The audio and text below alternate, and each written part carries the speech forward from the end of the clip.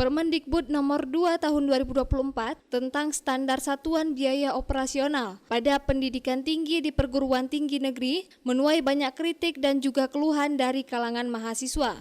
Saat ini Permendikbud nomor 2 tahun 2024 menjadi acuan oleh masing-masing pimpinan perguruan tinggi negeri dalam menerapkan besaran UKT.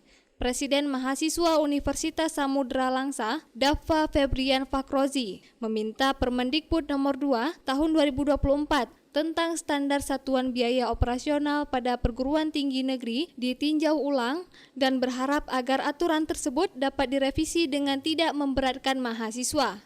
Karena memang di revisi undang-undang di Permendikbud sendiri itu untuk mengelompokkan UKT tidak ada lagi yang membuat keributan itu. Karena sampai hari ini juga kawan-kawan di Universitas lain sedang memperjuangkan walaupun memang hari ini kembali peraturan tersebut ke rektor masing-masing ataupun peraturan kembali ke kampus masing-masing. Daffa menjelaskan bahwa saat ini BEM Universitas Samudra telah mengkonfirmasi pihak kampus bahwa belum ada kenaikan uang kuliah tunggal. Bahkan UKT di Universitas Samudra menjadi salah satu UKT terendah se-Sumatera, yakni Rp500.000 hingga Rp2.400.000 yang disesuaikan dengan tingkat ekonomi keluarga. Dari Langsa, Selinovita melaporkan untuk Puja TV Aceh.